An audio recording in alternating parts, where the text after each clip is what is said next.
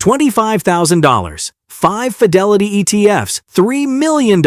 That's the headline, and it's real math, not a fantasy. But here's the part the hype channels leave out. At the pace these 5 funds actually averaged, $25,000 turns into $3 million in about 33 years. Pick the wrong ones, and 33 years from now, you could be staring at half that. By the end of this video, you'll know all 5 tickers, exactly how much of your $25,000 goes into each one, and the real annual return each fund has delivered through the good years and through the 2022 crash.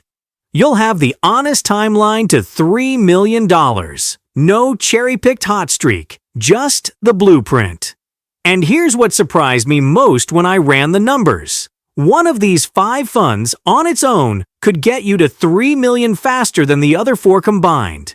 But it's also the one that'll test your nerve the hardest. I'll tell you which and exactly how to use it by the end. Quick word on why you can trust these numbers. I pulled every single annual return for all 5 of these funds, including 2022, when most of them dropped around 30% in a single year. Nobody paid me to say any of this, and I'll give you the downside on every pick, not just the highlight reel. So let's get into it. First up is the engine of this whole portfolio, FTEC, the Fidelity MSCI Information Technology Index ETF. This is the cheapest fund on the list and the one with the best long-run record. The expense ratio is just 0.08%. That's $8 a year on every $10,000 you invest. And over the last 12 years, it compounded at 20.45% a year. That's the highest full-cycle return of anything we'll talk about today. Of your $25,000, we're putting $5,000 here. And at that real 12-year pace, this one slice has historically doubled roughly every 3.5 years. It's the closest thing to a growth accelerator Fidelity sells. If you own FTEC, you own NVIDIA. And a lot of it. NVIDIA is almost 19% of the fund. Apple is over 14%. Microsoft is nearly 10%. Just those 3 names are more than 40% of your money. But here's the catch, and it's a big one. FTEC is 98.5% technology. One sector. When tech got hit in 2022, this fund fell almost 30% in a single year. And it swings harder than the market in both directions. This is the fund that gets you to $3 million early, and it's the fund that tests your stomach on the way there. So FTEC is the muscle, but muscle without a brain is how people blow up portfolios. And the next fund does something FTEC can't. It actually picks. Before we get to it, a quick gut check. Remember the goal. $25,000, 5 funds, $3 million. We're spending $5,000 per fund. And fund number 3, coming up shortly, is the one with the highest fee on this entire list, which makes it either a rip-off or the best money you'll ever spend. We'll settle that in a minute. Fund 2 is FELG, the Fidelity Enhanced Large Cap Growth ETF. FELG is the best full-cycle performer among the pure growth funds at 17.5% a year over a decade. And it does it for a low 0.18% fee. That word enhanced means it isn't just tracking an index. Fidelity runs a quantitative model that tilts toward the stocks it expects to win. And so far, the tilt has paid off. Over the past 3 years, FELG has returned nearly 26% a year, quietly beating its own category by several points annually. Inside it, you'll find the same megacap core: NVIDIA, Apple, Microsoft. But FELG spreads wider. You also get Amazon, Alphabet, Meta, and Tesla in the top 10. It's more of the broad US growth story and less of the all-tech bet. The catch is that enhanced is still active management under the hood, and active strategies can stop working when the market regime shifts. FELG also fell hard in 2022, down almost 27%. It's smoother than FTEC, but it is not a safe fund. Now, FTEC and FELG are both index style at their core. Fund 3 throws that out the window. It's run by a human stock picker. It's posted the single highest recent return of all 5, and it's where the fee conversation gets uncomfortable. Fund 3 is FBCG, Fidelity Blue Chip Growth. This is the one with the hottest recent numbers.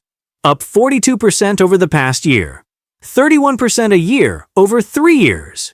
When growth is ripping, FBCG tends to rip the hardest. $5,000 goes here too. And back in 2023, this fund returned almost 58% in a single year, the biggest up year of anything on this list. Inside it, you get the familiar names: Nvidia, Apple, Alphabet, Amazon, plus active bets like Netflix and Marvel that you won't find in the index funds because a manager is choosing them. And here's the trap. FBCG charges 0.57%. That is 7 times FTEC's fee. And here's why it matters far more than it looks. Run $25,000 forward 40 years at a 12% gross return. At FTEC's tiny fee, you keep about $2.26 million. At FBCG's fee, that same money grows to about $1.9 million. That's roughly $360,000 gone to fees alone. And FBCG had the worst crash of the entire group, down 39% in 2022, with the shortest live track record of the 5. High fee, high drawdown, short history. You're paying a premium for a manager, so make sure you actually want one. Quick reset. We've placed 3 of your 5 funds now. That's 15,000 of your 25 already working. 2 to go. And these last 2 are the ones that change the character of the whole portfolio, because everything so far has leaned on growth. Fund 4 widens the net, and Fund 5 does something none of the others do. Fund 4 is ONEQ, the Fidelity Nasdaq Composite Index ETF. This is the widest net on the list. It owns the entire Nasdaq, over 1,000 companies, for a 0.21% fee, and its full cycle return is 13.5% a year.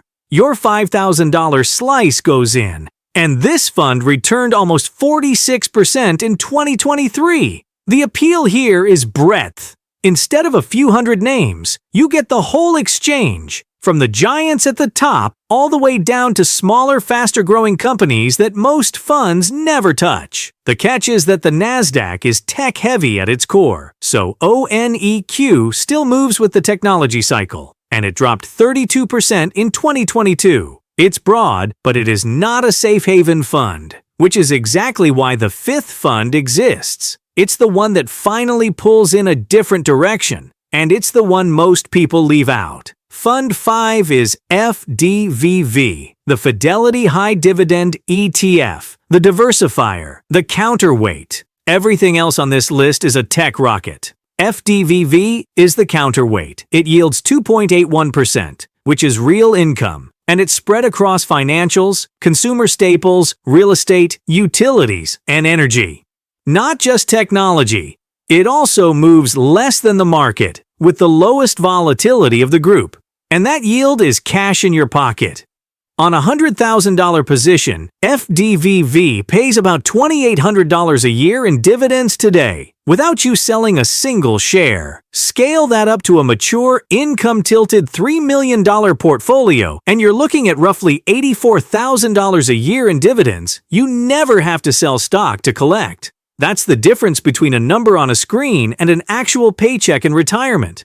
Now, most high-yield funds are yield traps. They chase fat dividends by buying dying companies, and the share price bleeds out faster than the dividend pays you. FDVV is different because it screens for quality, looking at payout ratios and cash flow, so it isn't reaching for garbage. And the proof is in the crash. In 2022, when the other 4 funds fell between 26 and 39%, FDVV dropped just over 4%. The honest downside is that FDVV grows slower. Its full cycle return is just under 13% a year, the lowest of the 5. And even FDVV is still about 27% technology, so it's a counterweight, not a complete escape hatch. You give up some upside for a lot less heartburn. For a 45-plus investor who wants to actually sleep through the next crash, that's usually a trade worth making. So that's all 5.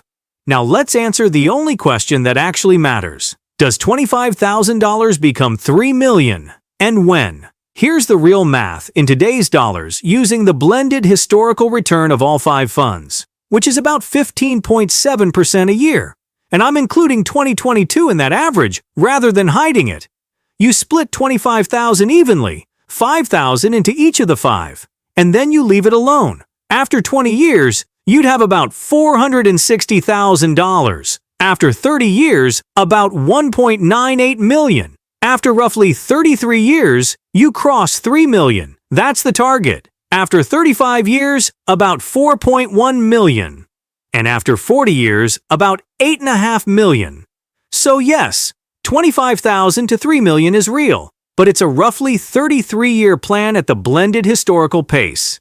If these funds only return a normal 12% going forward, it's closer to 42 years. At a conservative 10%, it stretches toward 50. Anyone who tells you it happens in 10 years is selling you the 2023 hot streak and hoping you don't check the math. So here's my honest verdict, and I'm not going to hedge it. If you want one fund that does the heavy lifting, it's FTEC. Cheapest fee, best long-run record, and at its real 20% pace, it gets $25,000 to $3 million on its own in about 26 years. That's the fund I promised would outrun the other 4 combined, and it does. But it's also the most volatile, so it tests your nerve the hardest. That's the trade you're making.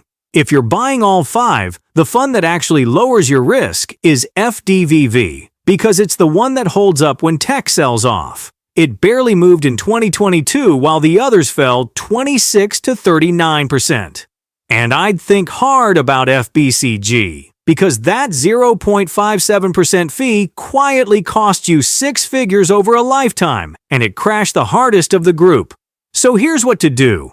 Open Fidelity, and instead of blindly buying 5,000 of each, decide your tech versus income split first. If you're younger and aggressive, lean into FTEC and FELG. If you're closer to retirement, push more into FDVV for the income and the lower drawdown. The funds are the easy part. The allocation is the decision that actually matters. Do you need the other 4? On pure math, no. FTEC alone reaches $3 million in about 26 years versus 33 for the blend, at a lower fee. Could you keep it simple? Yes, if you can hold FTEC through a 30% crash without selling. And here's the result that surprised me most. The simplest, cheapest option actually wins on returns. But the diversified mix wins on survivability, because the real reason people miss $3 million isn't slow funds, it's panic selling. The simplest portfolio only wins if you never sell it. Before you go, 2 quick things. If the FTEC math made you stop and think, or if it made you a little nervous, which honestly it should, do me a favor and hit the like button. It's a small thing, but it tells YouTube to put this in front of more people who are sitting on cash and don't realize what it could become. Then drop me a comment, because I read them and I want to know. Of these 5 funds, which one are you actually buying first? And be honest. Could you hold FTEC through a 30% drop without selling? That's the real test, and I'm curious where you land. And if you want this kind of breakdown every week, real numbers, the downside included, no hype and no get-rich-quick nonsense, subscribe and turn on the bell. I do the math so you don't have to, and there's a new one coming in a few days. Quick disclaimer. This video is for educational and informational purposes only. The numbers are based on historical data and projections. Past performance doesn't guarantee future results, and you should always do your own research and talk to a qualified financial professional before making any investment decision.